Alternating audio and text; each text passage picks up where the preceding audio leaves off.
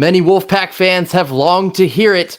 The quarterback of the future is now the quarterback of the now. MJ Morris takes over as QB1. You are Locked On Wolfpack, your daily podcast on the NC State Wolfpack, part of the Locked On Podcast Network, your team every day.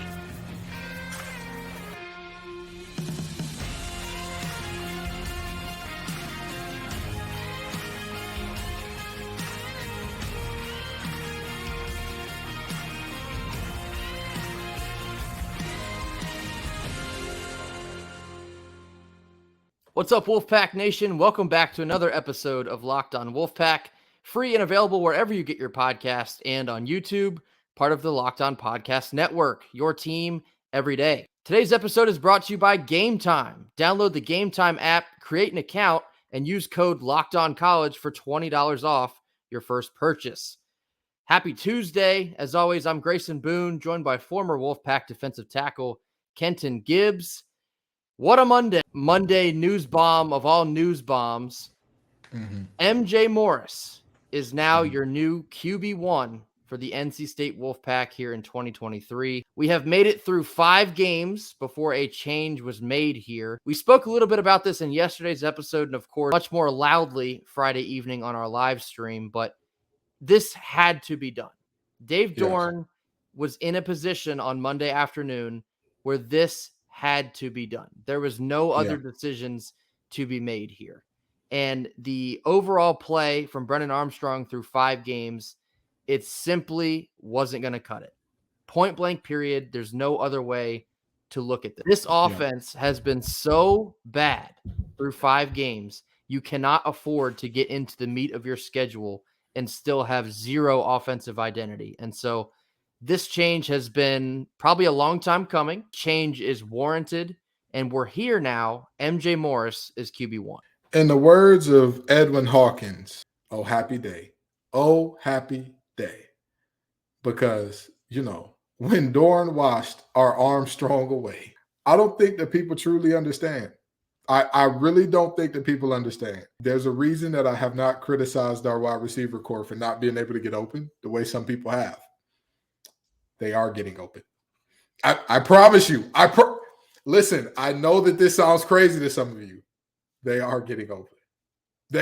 They're doing the thing. We're just not hitting them. I talked about this even in games that we won. I talked about this in the Connecticut game. I said, I got to go back and watch the film. It felt like Brennan was one read, tuck, and go, and our offensive line was just terrible. And then I rewatched the game. I said, okay, they weren't good. They weren't good. I'll give them that. They were bad, sure. They weren't that bad.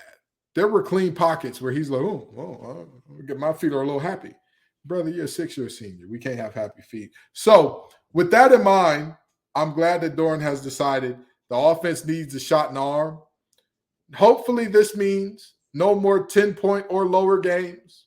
Hopefully this means that we're going to get some effective reading of this change. Like you said, to quote another old hymn, Sam Cooke, it's been a long, long time coming.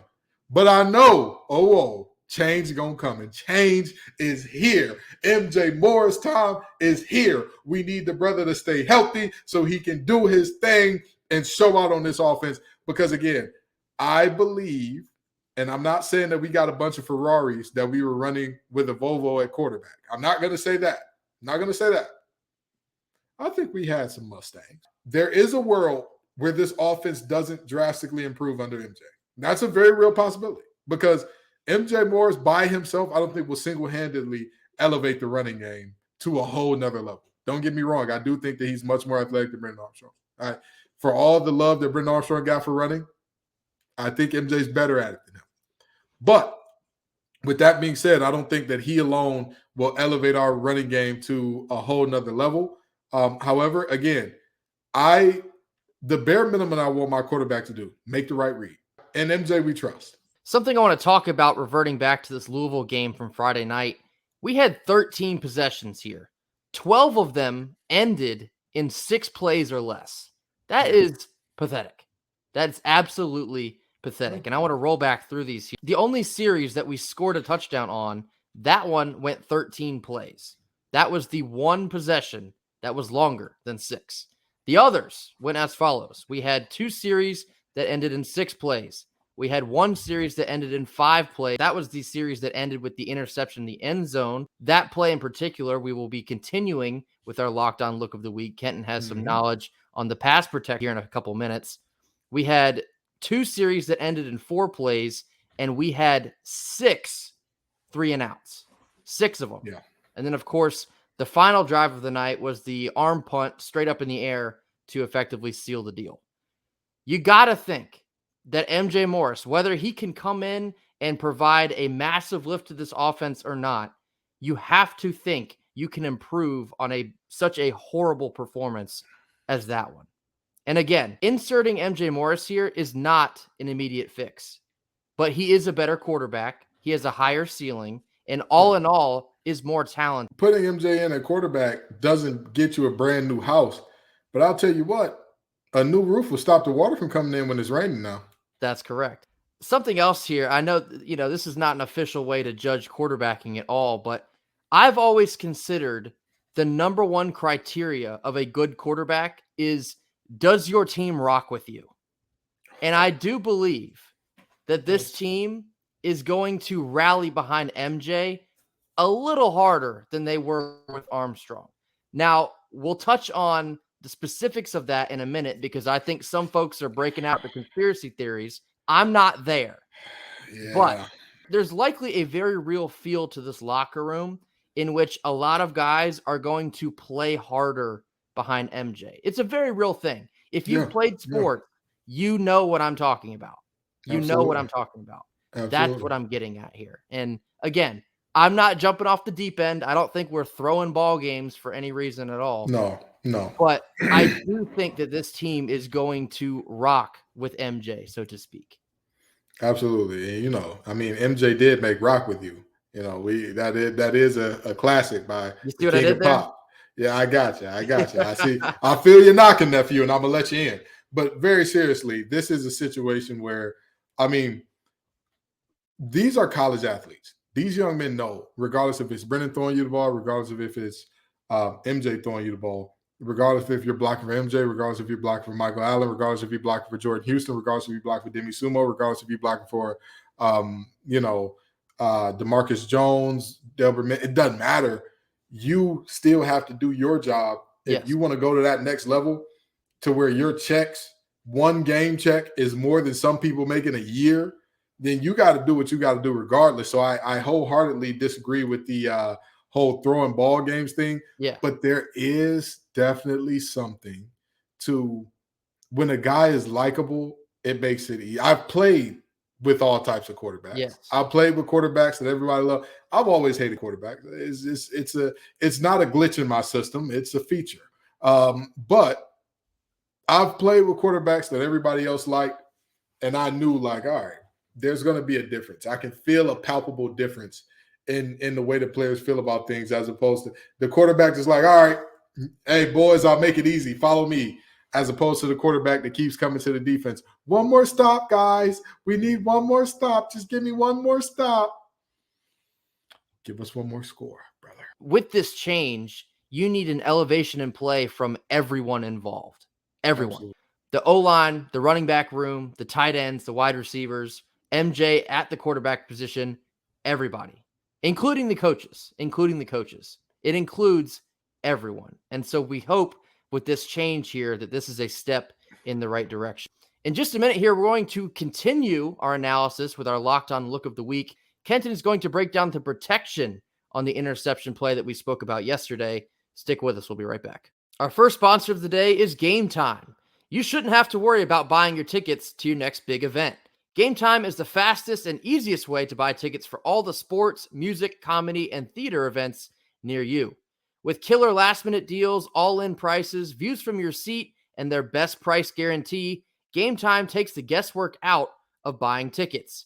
See the view from your seat before you buy so you know exactly what to expect when you arrive. The Gametime guarantee means you'll always get the best price. If you find tickets in the same section and row for less, Gametime will credit you 110% of the difference. So take the guesswork out of buying tickets with Gametime. Download the Gametime app, create an account, and use code LOCKEDONCollege for $20 off your first purchase. Terms apply. And again, create an account and use redeem code LOCKEDONCollege. That's LOCKEDONCOLLEGE, Locked On College, for $20 off.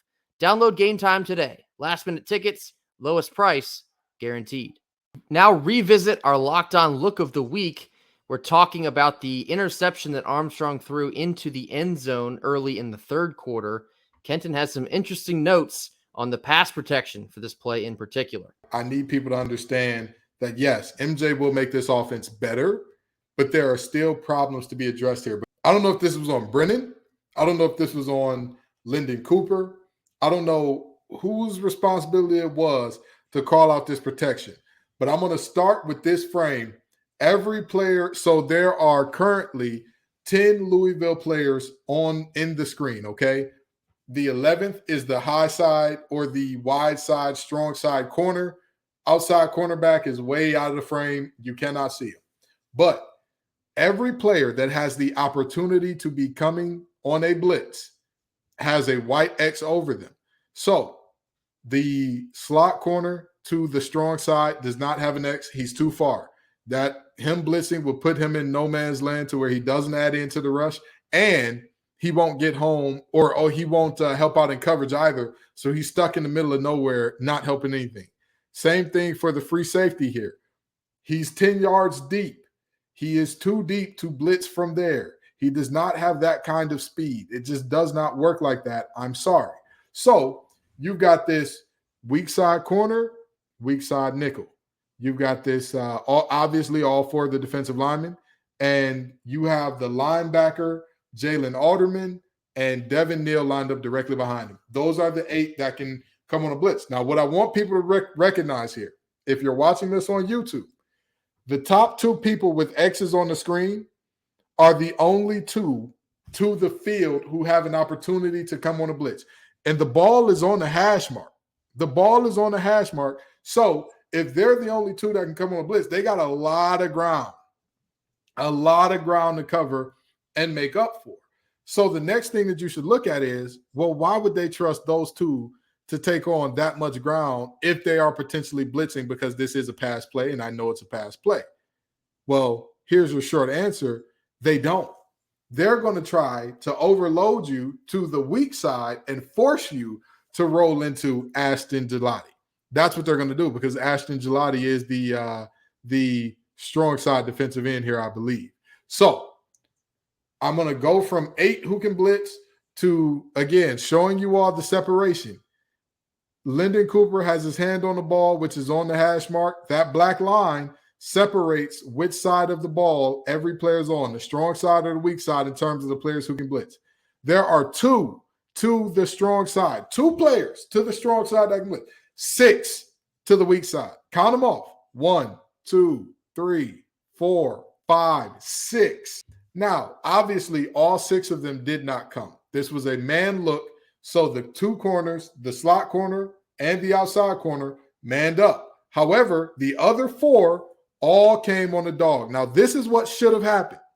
For those of you who are listening on any audio platform, what I have drawn up is the offensive line sliding to the side that has 4 potential blitzers, or really 6 potential blitzers, but 4 guys that actually blitz. The entire offensive line should be sliding to the left outside of our right tackle, because he's got the defensive end 1-on-1. The front side guard or right guard should be coming to get this nose guard here. The center should be coming to get whoever's in the A gap, the guard, left guard, whoever's in the B gap, this tackle, whoever comes outside. That's where we need to be going with this thing, okay? And then DeMarcus Jones needs to add in and find work.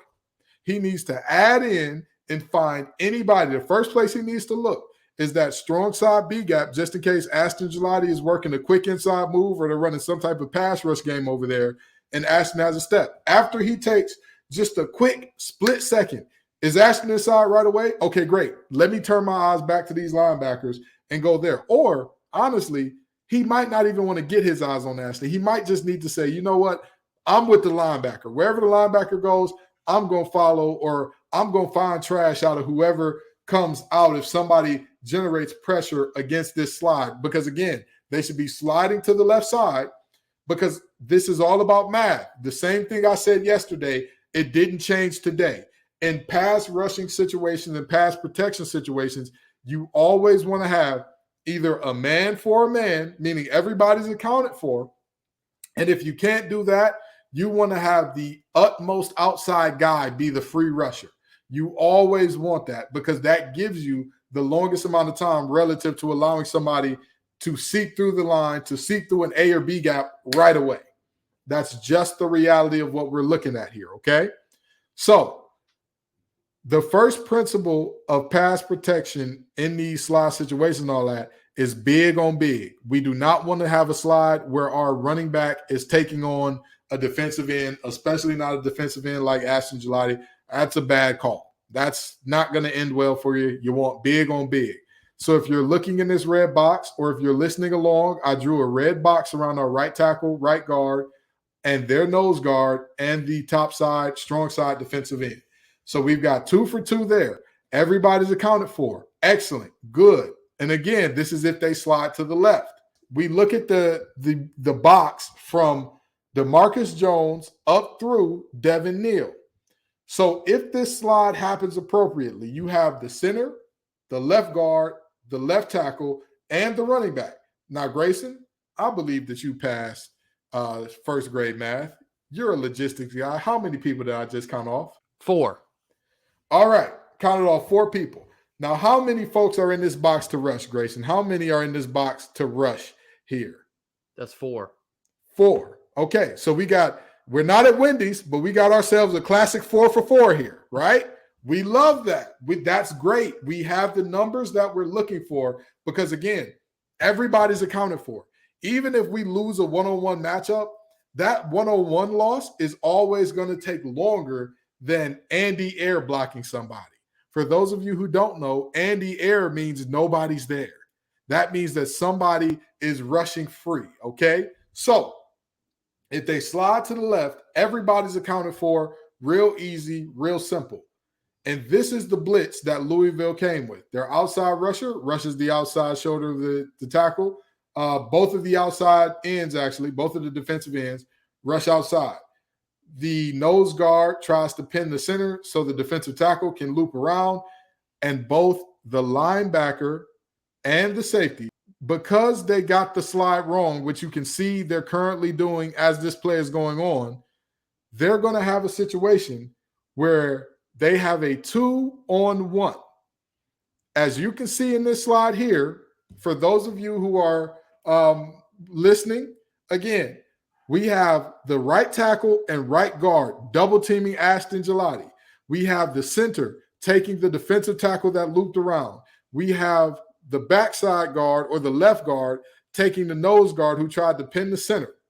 And that leaves DeMarcus Jones in a 2-on-1. He was already doomed from the start of this thing, and Jalen Alderman hits him with a little shimmy, swim move. DeMarcus Jones looks lost. He gets beat instantly. And Devin Neal is being blocked by who, Grayson? I believe that's our guy, Andy Air. Andy Air. Andy Air is not listed on the roster for a reason. He doesn't exist. So that means we have a running back who has been beat right away by the outside line or by the linebacker, and we have a free rusher as a safety. Now, I know some of you are thinking, well, Kenton, he still got the throw off. What's the problem? If you look at Brennan's feet, which are circled here, they're circled in a dotted line, dotted red line here, a dotted red circle here. The reality is simple. Look at his feet when he's throwing this ball, and look at the position of Alderman and Neal. He cannot step into this throw. He cannot make a good fundamental solid throw because pressure is in his face right away. So instead of throwing this ball with good mechanics, he has to over muscle it, over rely on his arm, because he knows if I step into this thing, I may get somebody hitting me up under my chin and nighty night, good night down the road for a long flight. if one of them catches me wrong, right? So instead, he muscles this thing. It flies right over Keon Lasane's head into Cam Kelly's lap. Congratulations. Merry Christmas. Secret Santa. Cam, yours is Brennan. You got it, brother. Good for you. That's what happens when you call this protection incorrectly. And that is why having Dylan McMahon back is going to be such a big deal, because, again, if you go back to the original, we have a situation of 6 potential rushers against 2, and we slid to the 2. That makes no sense. That means that we have just arbitrarily assigned 3 blockers to take on 2. That never makes sense if you're talking from a standpoint of a potential blitz scenario. That makes no sense, because, like we talked about, you're going to have somebody rushing against Andy Air. And Andy Air is going to get your quarterback lit up 10 times out of 10, which Brennan Armstrong took a hit here. He threw a bad pick here. But again, I don't know who it was on, so I'm not going to say, hey, I know exactly who to blame. I don't know if the center was on this call. I don't know if Brennan influenced this call. I don't know who called it. But whoever called it called this slide the wrong way, because as you can see from these 2 white dots at the top on Eason and McKay, they're blocking one guy when their opponent is bringing 6. They rushed 6. We had 6 in the block, and they had a free rusher.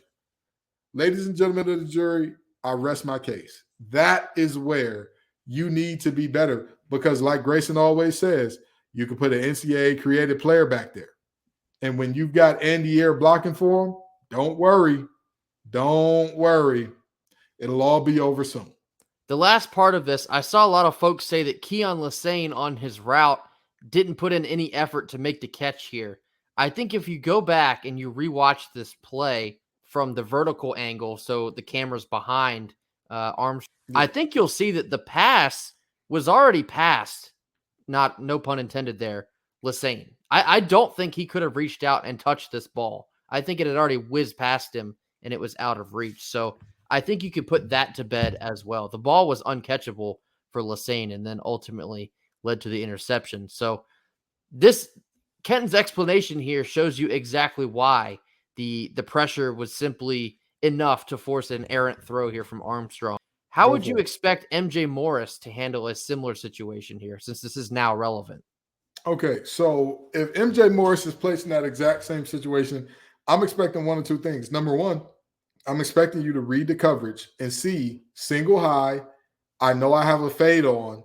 Throw the fade against single high, period. Don't ask any questions. Don't guess about it. Don't think twice about it.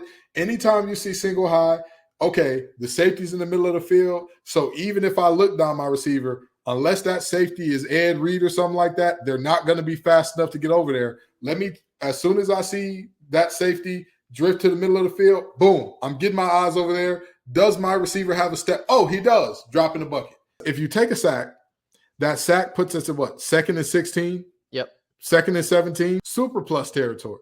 I'm expecting him, again, I'm not expecting MJ to be perfect. I know he'll make some plays that I say, man, that's a bonehead play. Because here's the thing. MJ might have made the same play as Brennan. But you know why MJ making that same play is better than Brennan making that play? He's in year 2. He can learn. He's in year 2. So when he makes that play, I'm going to say to myself, you know what? It's cool. He's not going to be making that play in year 3, year 4, potentially year 5. He's not going to be making that play again. In just a moment here, we're going to round out our Tuesday episode with a whole lot of nothing or a whole lot of something. Stick with us. Our second sponsor of the day is Bird Dogs. Point blank period, Bird Dogs makes you look good. Their stretch khaki shorts are designed to fit slimmer through the thigh and leg, giving you a truly sculpted look. The Bird Dog shorts do the exact same thing as a Lululemon type fit, but simply way more comfortable. Bird Dogs uses anti-stink sweat wicking fabric that keeps you cool and dry all day long. And as the weather continues to get cooler, you might as well look into their jogger collection as well. I personally just had my joggers on last weekend while I was out and about.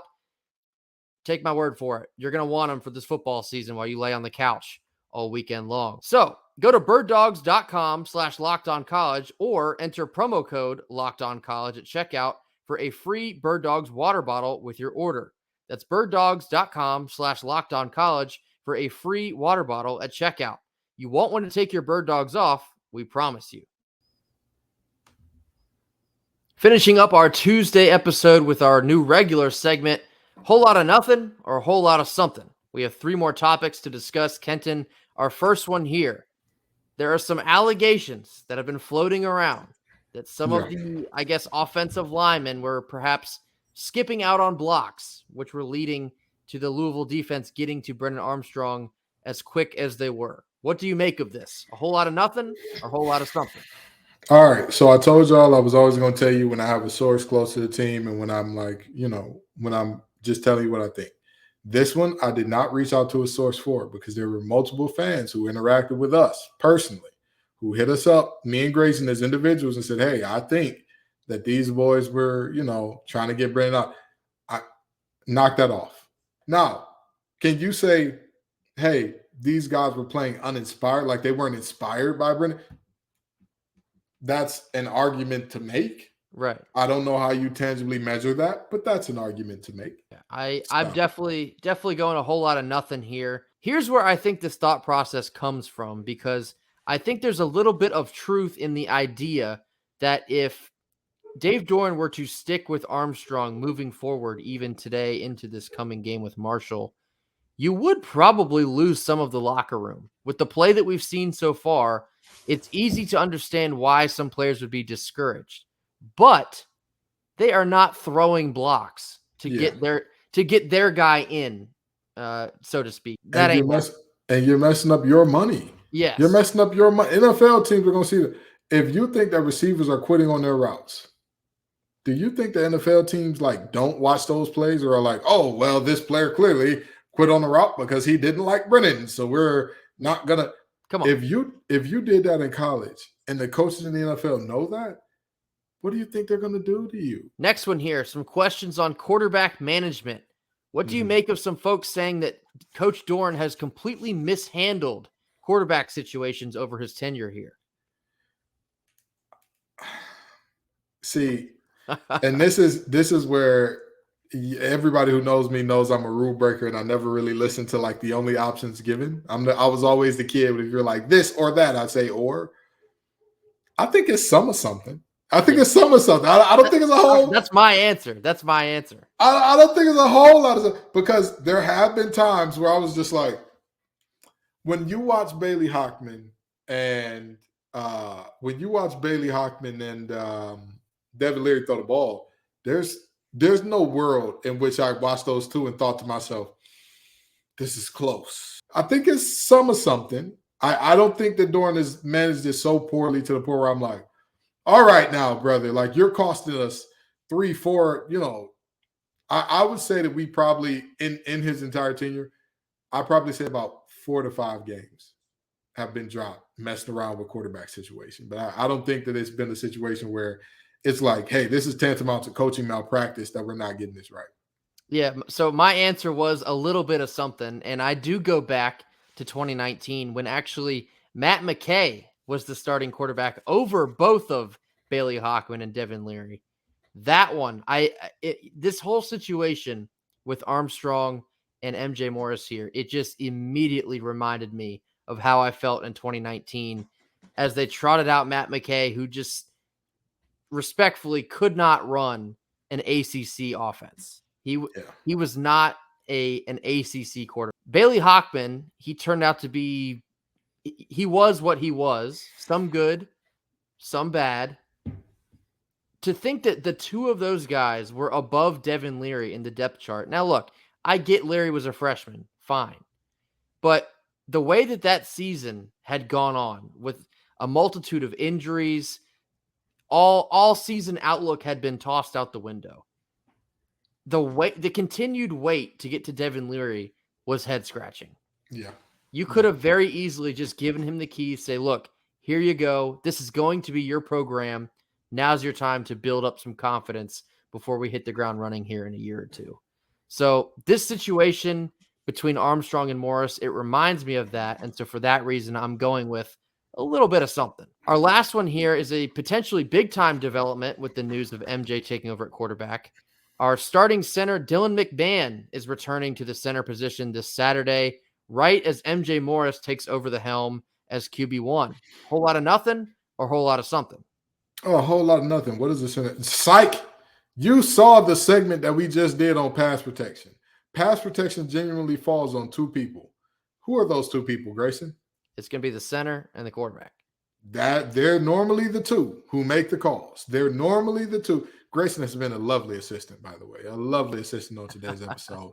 He's been spot on. He's been Johnny on the spot. But the reality is, your quarterback and your center are the ones who set the protections. And this is no offense to Lyndon Cooper. It may have been a moment where he just wasn't accustomed to in live action. Hey, teams are going to overload us. Teams are going to send 6 and 7 and all that. And I got to be prepared for that. So no shade, no disrespect to him. I think that Dylan is better equipped for the role. I think that he's going to do what he needs to do there. And also, it allows us to move Lyndon back to guard, which is the position that he was supposed to be a starter at. So all in all, I think that there's a whole lot of something. Yeah, absolutely. I talked yesterday about how potentially MJ Morris taking over in this Marshall game is the perfect spot for him to do so, in that it's a non-conference opponent. You're at home. It's a chance to get your bearings before you dive back into ACC play. But getting back your starting center as you're trying to break in a new quarterback for this season is crucial, because like we just mentioned in that last segment, some of the communication and then subsequently the execution has not been there in McMahon's absence. The rest of this season, the expectations have sort of risen back up with MJ taking over the helm here. It is effectively an audition, I guess, so to speak, for the years to come. You are now going to see the future of NC State football beginning on Saturday. It's going to start with this offense being able to run at its peak performance. And that, of course, is with Dylan McMahon at the center position. Absolutely. I couldn't agree with you more. And at the end of the day, Dylan McMahon is the guy that was named to the freak list and all that about best athletes and whatnot in college football. And there is no better feeling than having a guy at center that you can rely on and lean on, and he knows the calls, he knows the checks, he knows what's going on and all that out there. There's really no better feeling. So at the end of the day, this is a whole lot of something. This could be a massive moment for the offense in terms of the run game, in terms of the passing game and pass protection, in terms of everything. And so, yes, there is a world where MJ doesn't make the offense look that much better, or some receivers still can't get open, all that good stuff. That's a possibility. There's also a possibility that this team, this offense cranks that thing to the max now that we've got a better situation going on at quarterback and center. That will do it for us here on Tuesday. As always, thank you so very much for tuning in with us. Make sure you comment, like, and subscribe on this video. Get your comments in the comment box. We'll get to each and every one of those. Always remember, we have our Fan Friday coming up on Friday. We'll be displaying our top fan comments of the week. That could be you, as long as you get your comments in, and we will respond to them. Make sure to hit that subscribe button as well as we continue our climb to 800 now. We've made a lot of progress here in the last couple weeks, so thank you all for the support again. Until tomorrow, we will see you then. Go Pack. Go Pack.